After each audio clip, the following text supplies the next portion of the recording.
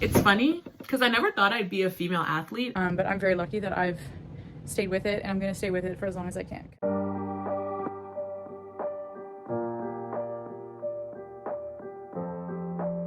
2019, in response to research similar to that used in my video, the Canadian federal government announced a goal of achieving gender equity by 2035 at all levels of sport. We are currently not on track to achieve this goal, and I believe that using the media and its influence would be extremely beneficial in achieving this goal.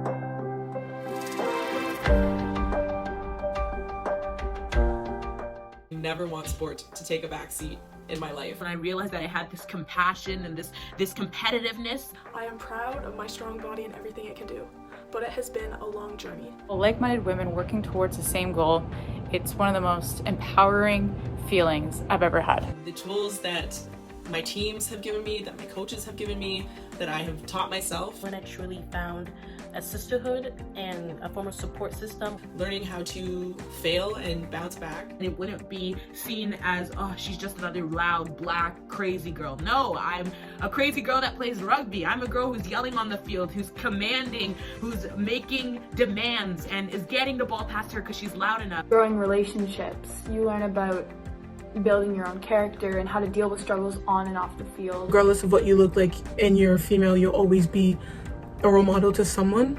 I had a lot of kids after the game coming up to me, they're like, oh my gosh, you're so cute. And I was just like, really? Like, I was surprised because I thought I was having like a terrible game, but you know. Think about the media. When do you ever watch women's sports? A bigger spectrum of who's watching you. I also definitely wish I would have had more specifically BIPOC role models playing at the national level. I mean, it's like the importance is even more when it's a black athlete, Asian athlete, whatever race. A lot of the time we are misrepresented and seen as angry, and it became really easy to wrap my head around that idea when I saw a female role model in positions of power, as my coaches, as my teammates, in positions that I aspired to be in. There are not a lot of spaces that highlight female success. In most male-dominated areas, women are conditioned as kids, even psychologically without knowing it, to feel like they cannot succeed in those fields.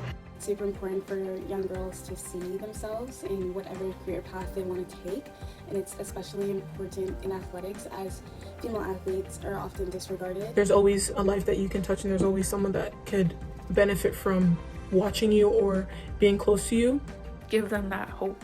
Give them, show them that there is a reality, that there is a possibility, that they can also go to university or college. They could also play sports in post-secondary. They can also study in post-secondary. They can get scholarships in post-secondary. Seeing Serena and Venus on the TV and seeing them be these beautiful, big, strong women, I can do the same thing. When we have the capacity to visualize and to see ourselves there, then it can happen. The government currently funds the CBC with $1,214 million annually.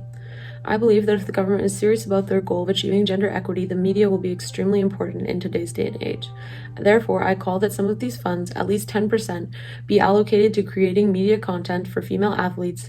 At the end of the day, you cannot be what you cannot see. You cannot be what you cannot see. You cannot be what you cannot see. You cannot be what you cannot see. You cannot be what you cannot see. You cannot be what you cannot see.